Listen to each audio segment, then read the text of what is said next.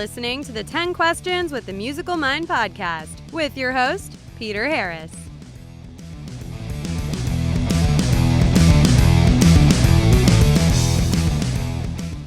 Hello, everybody. Welcome back. This is Peter Harris with 10 Questions with the Musical Mind. I thank you for joining us again this week. We are sitting down this time around with legendary guitarist Barry Richman. Barry Richman is an Atlanta-based musician.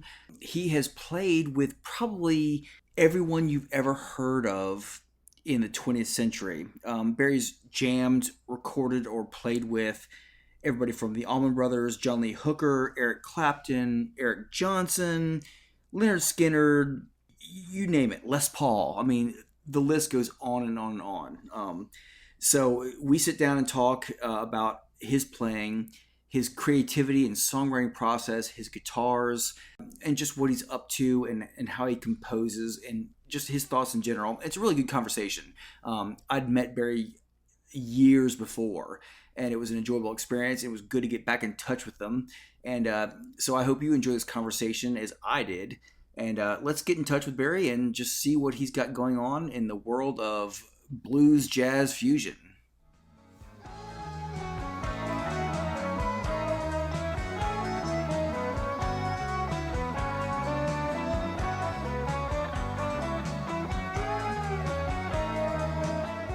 Hey, Barry, how are you today? I appreciate you joining us. Oh, hey, Peter. Good to talk to you. How's everything? Oh, everything's going fine, how's the weather down there in Atlanta? Man, it's been beautiful. 80s, 90s. Yeah. And use a little more rain, but it's okay. Yeah, I'm not too far up the road in Knoxville, so it's about the same here. So talking about you, I want to go into some of your background at first. Now, for those who don't know, Barry Richman was your father. So I'm wondering how it had to have been somewhat, but how musical of a background was it, like the household growing up? Was it immersed in music, or was it just there? It was just there, like in the background. I mean, he practiced his saxophone every day, and I just thought that's just part of your daily routine is hearing Dad practicing. Probably didn't realize it at the time, but I was just absorbing it. Sure. From a very early age. And I think that's probably where some of my talent comes from. Oh, yeah. I think there's definitely a genetic aspect. That's cool. Because I was going to say that your style of blues has always had a foot in jazz. Yes. Just your approach. And maybe some of that was just osmosis and genetics. I think so. Because pretty much, whenever I speak to other musicians, I'd say everyone's kind of a product of what they're exposed to early on. Sure. And Dad just always had, when he wasn't practicing, there was always just great music playing around the house on the stereo. So it just, you absorb it, you can't help it. Right. I do think there's a lot to that. Like, I was a big fan of, still am, of progressive stuff. And in my teen years, it was just Rush and Yes and all that. But I remember as a younger kid, constantly listening to my dad's 8 tracks of the Magical Mystery Tour, and some of the more esoteric Beatles stuff. And I think that's what tuned my ear to non-traditional, song composition and stuff. So, who were some of your early music idols? Obviously, your father, but going with that when you were first coming up. Well, probably the British Invasion would be. Beatles, Stones, and then of course gravitating, being a guitar player. When Jimi Hendrix hit the scene, it was all over for me. And Eric Clapton, Led Zeppelin, Jimmy Page, Jeff Beck, all the great guitar players.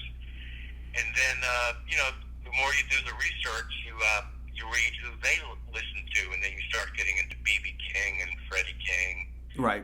Going back to the blues thing, and no shortage of good guitar players to listen to. No, that's true.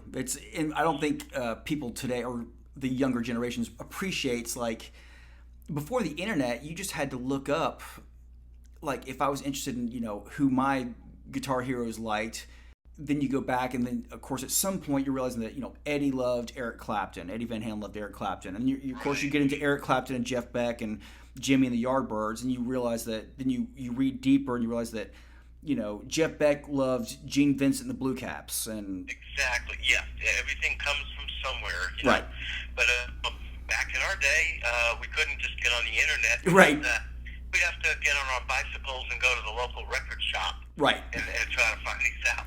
And buy an album based on the album cover and hope that was. yeah, bought a lot of albums on the covers, and luckily most of them were pretty good.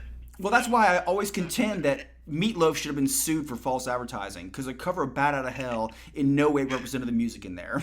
Maybe so, yeah. But now, I've got to ask a personal question, because I don't know, and I've tried to look into it. One of my all-time favorites of yours is Haystack and a Needle. And who is playing keys and violin on that?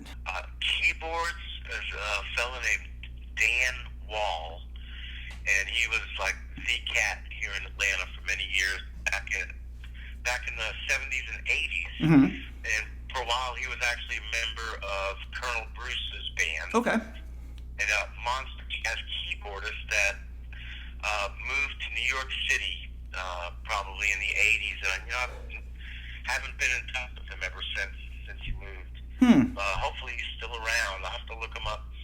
And the violin was none other than Alan Sloan. Oh yeah.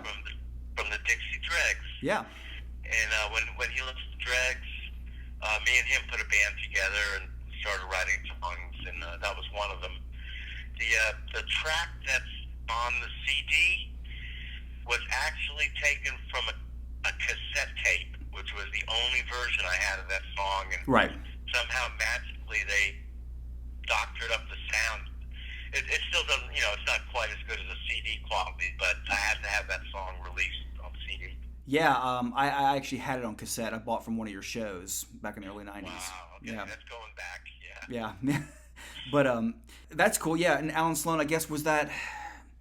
I mean, obviously Steve Morse is out of Atlanta. Were most of the Dregs based out of Atlanta at the time?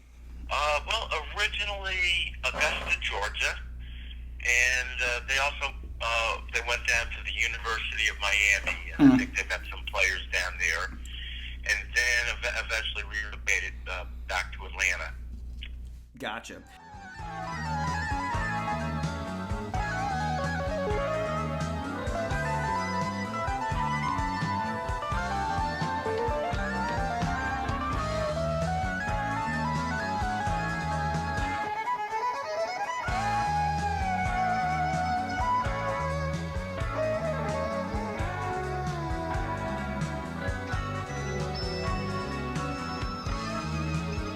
As a cool aside, I wasn't sure who the violin player was, but I've interviewed a classical string player. She's a cellist, but she has a string quartet that does rock music interpretations and their own originals. So she's works in major symphonies and orchestras, but she also is a huge fan of rock, and they just completed she hand transcribed all of Rush's 2112, all the parts, and they just redid that for strings. But so I sent her the copy of your song because I wanted to get her take on the electric violin.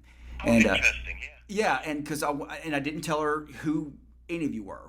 Just said, what do you think of this?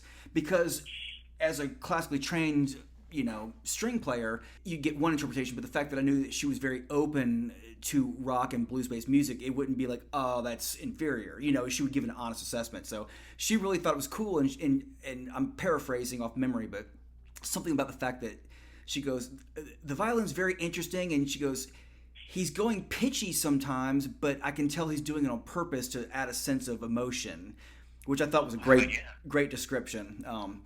And then she wanted to know what kind of violin he was playing. I was like, well, I don't know. It was probably recorded 30 years ago. I don't know what he's playing, but... No, I wouldn't know. Maybe it needed a fret job.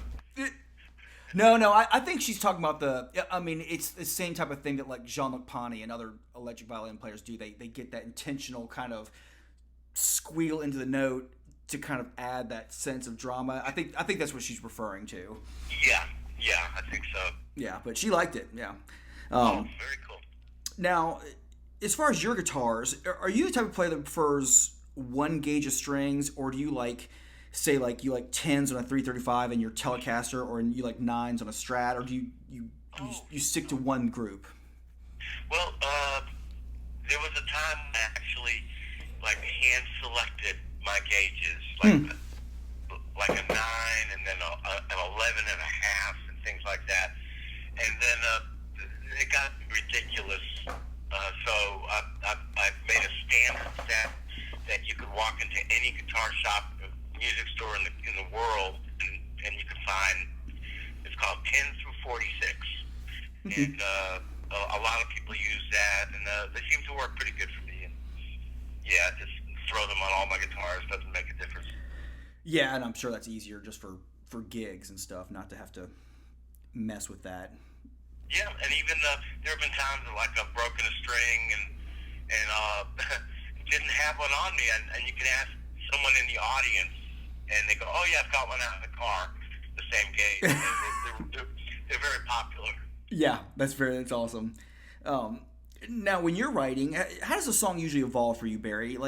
Everybody's different, and I'm sure every song is different. Do you usually start with a chord progression or a melody, or what's usually the seed for you?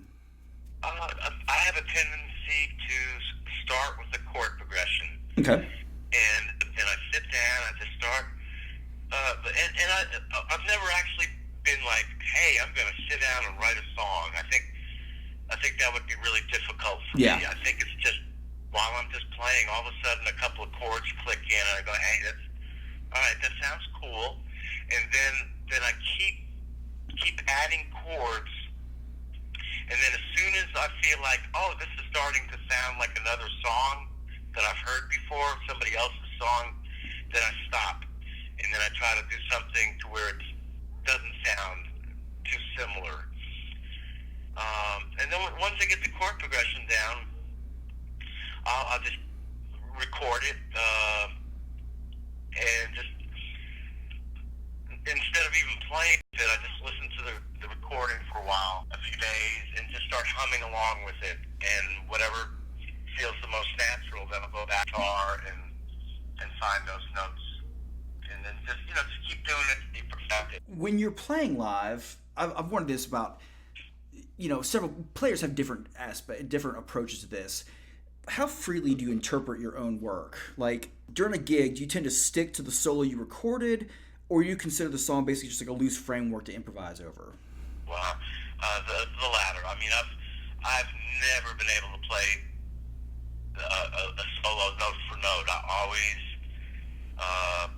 for a couple of reasons. One, I'm not good at memorizing solos note for note. Mm-hmm. But the good thing is, for me, it's really the most fun is to come up with something new and fresh every time I play a song. Sure. And, although there are some very famous, iconic solos, like, say, Hotel California, where everybody does it note for note, or Sultans of Swing or something like that, I think I would go nuts if I had to play it the same way every night. Sure. So for me, it's really fun and a challenge to, I guess I'm kind of composing a new solo every time I play a song. No, I can see that, especially when you're doing, you always do a mix of standards a lot too, and that would get old. And although, there have been times I've been doing a recording session for somebody and they say, oh, remember what you played 2 takes ago? I want you to do that exactly again this time. And I'm like, I don't even remember. That's, right. It's just always the spur of the moment. Yeah, that's true. And, even things like Hotel California, I'm sure at an Eagles concert people would notice, but I think playing that live, you could probably do what you wanted and then just basically hit that medium, that slow triplet part, and that for the climax, that would kind of tie it in enough that people would recognize it. But I don't know. But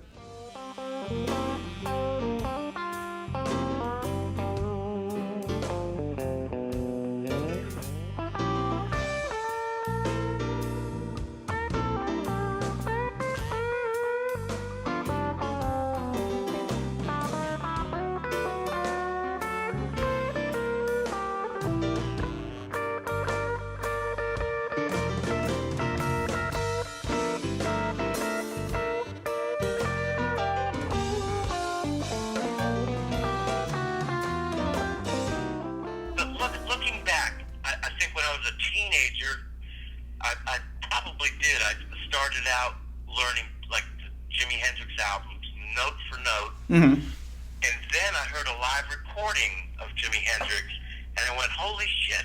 He's not playing the same solo that he did on the record."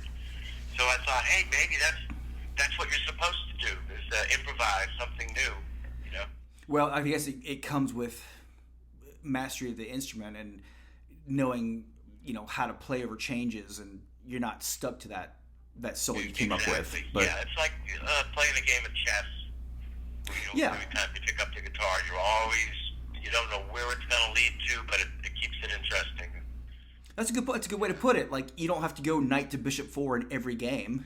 You can. Exactly, yeah. That's a good way to put it. I like that. Now, I really like some of your arrangements, like on Allman Brothers. You've got a neat arrangement of Whipping Post, a slower, kind of more jazzy arrangement of that. And what I've wondered is, I've heard you do this song live, but in memory of Elizabeth Reed. I've heard you play it live, but have you ever worked up like a really alternative arrangement to that, like something that's noticeably different? Because I think that would be perfect for your style. You know what? That is a great idea. I've never I haven't attempted that. Probably because that's not on our song list of tunes that we do. Mm-hmm. But I bet if we were playing it like night after night, it would morph into something different. Yeah. Because it's a very, very jazzy kind of tune. It's very jazzy for them, and that's already the direction you lean in, so I think it would be so perfect for you. Yeah. Oh, I'll have to try that. You do, yeah. If you end up doing it, send me a link to a show or whatever. I'd love to hear it, but that's cool. Now, how about the musicians of the younger generation? Anybody that's caught your ear in the last few years? I know it's tough to not get into the get off my lawn mode, but Younger generation would John Mayer be Sure. considered younger generation? Well, yeah, to me, but yeah. Yeah, I like what he does. I think he's a great player, writer, great singer. And he moves around in sort of a few different styles. He's got it going on good. I'm embarrassed to say that, like a lot of times, I'll look at a poster for a big outdoor festival coming up, Mm-hmm. and I see 100 bands on the list, and I go, oh, you know what? I've only heard of 2 of them. The other 98, I don't even know who they are. So I think I'm just kind of really out of touch with the newer generation. No, it happens, yeah, and especially it depends on the type of festival. But the Yeah, maybe so. But I think John Mayer's a good example of that. He's a good example of a player that he plays a lot of fairly simple melodic solos, but every time I've heard him play one of those, you can just tell by his touch. You can just tell, like, that guy's good. Like, he's not showing off, but he has that touch where you can just tell he's really good. Obviously being a great blues player requires the ability to, like, convey emotion through your instrument. And I think passion, of course, is important in any genre. But do you think it's more important in blues than other genres of music? I would say the percentage would be higher in blues, just because the nature of blues is based more from emotion than intellect in terms Right. of in terms of the chord progression and the lyrics and things like that. It's usually about something sad or something that's done wrong in your life. So I think that's where the blues comes from. And I hear a lot of guys playing blues licks, but if the feeling behind those licks isn't there, it's really they're missing the whole point of what the blues is. You could play one note and put all your feeling into it and get the job done with blues. Reference B.B. King. Just my thoughts, No, absolutely, yeah.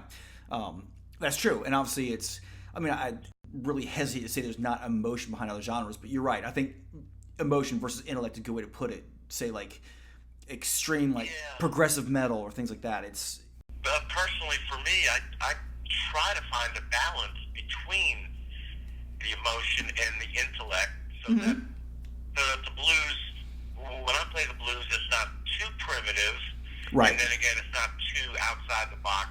But to try to keep it interesting and fresh sounding, because we've all heard those Stevie Ray Vaughan licks a million times before, and it's nice to try to come up with some new ideas. For me, although there are listeners out there that, I mean, if they just broke up with their girlfriend or something, they may want to, put on a John Lee Hooker record. Sure. Just really deep into that emotional side. Oh yeah. It's totally you're right. It's an opinion. It's a frame of mind. So that's. Yeah, I mean, and probably the same with country music.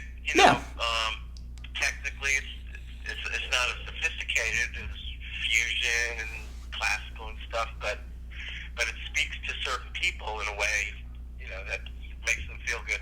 Right. Yeah, definitely. Now, I'm wondering, any songwriting ideas that maybe tug at the back of your brain, like that you're interested in, maybe you feel like you haven't ever fully explored, like, I still haven't ever really done there's this random reggae beat I've always kind of messed around with that I've never really explored, or this or that. Just any kind of songwriting idea that you still think is in you that would be new to your listeners? Well, probably it would be like going in the direction of maybe more Americana music. Let's see, like playing things that might be a little simpler than what I've done in the past, because I've always tried to do things that were kind of a little more technically challenging. Right. But maybe something that's a little just more fun and has maybe a 50s or early 60s kind of vibe to it. That might be another direction I might want to pursue. Interesting. Yeah, that's cool. Yeah, definitely. Or like a different, like a New Orleans kind of feel. Yeah. Something just a little different than what I've been known for, I guess. Well, I guess if it's something that genuinely interests you, then that makes it, just by that fact, valid, and it'll end up being authentic. If it's something you're genuinely interested in pursuing, that makes it good. It's if it's not a calculated marketing decision of I'm going to go more Americana, doesn't work. But an artist saying, this is what I'm kind of the direction I'm kind of wanting to explore, then that's authentic. You know what I'm saying? Exactly. Yeah. Yeah, definitely. Well, cool. Now, what do you have going on right now? Dates wise, are you mostly sticking around Atlanta? Are you touring around, or what's going on with Barry Richman right now? Right now, I'm playing, I'd say, a pretty steady 5 nights a week, right around Atlanta.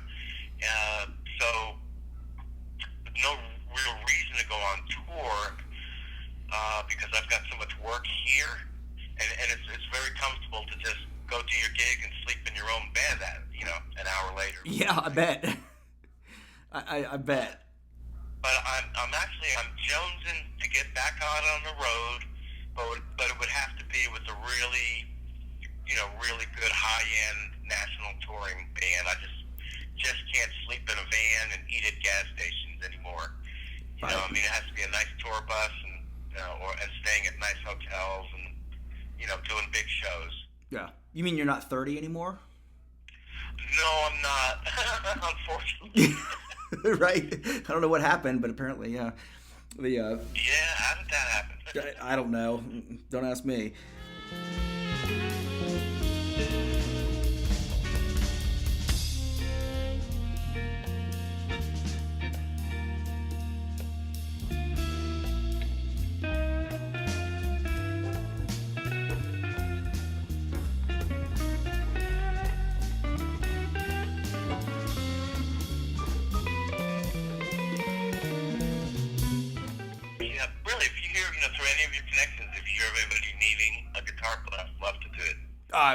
I will. Now, is there a good way for people to keep in touch with your current, like the BarryRichman.com or the Barry Richman Band? Yeah, BarryRichman.com is the main place to go to find out where I'm playing and, pick up pictures and to buy CDs. I'm always running into people that say, "Oh, we found your music on the internet and downloaded it for free." Yay! And I'm like, "Oh, please don't. I need the money." Right. So if you want to get my music, please go directly to my website or through PayPal. That way I can get some grocery money. And the other place is Barry Richman Band on Facebook. Gotcha.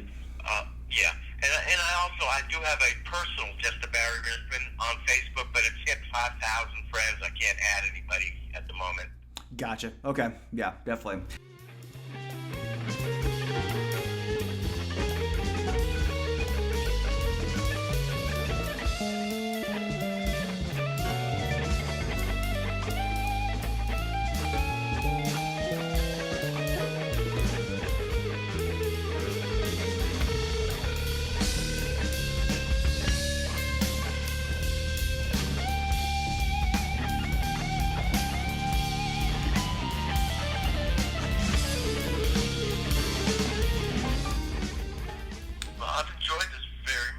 I have too, man. It's a pleasure to talk to you. It's a I'm just asking you. I've seen pictures of you with like flying V's, not many, and Strats, and you've always got that. It seems like your more recent ones. You're always playing that Paisley Telecaster. Is that what you're normally playing now? I'm up to 40 guitars. Ooh.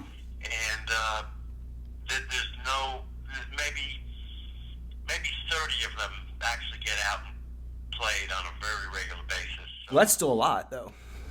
Yeah. So the Paisley Telly is one of my favorites, and of course the 58 Les Paul, the 55 Les Paul, bunch of old Strats, and the Flying V. So they all get used, just depending on what color shirt I'm wearing that night. That's the criteria, okay. No, it keeps me fresh to try a different guitar each night, so it doesn't get to be the same thing over and over. No, that's very cool. I can see how it'd be more comfortable to get with one guitar regularly, but that's cool that you switch it up that often. Yeah. You were surprised. Lately I've been like collecting old Fender amps, and I pull a different one out every night for gigs, and it's great. And tell your listeners feel free to contact me with any questions they have or whatever. Absolutely. Well, cool, Barry. I really appreciate this. It's been a great conversation. Same here, man. Can't wait to see it. All right. See you soon, buddy. All right. Take care. Bye.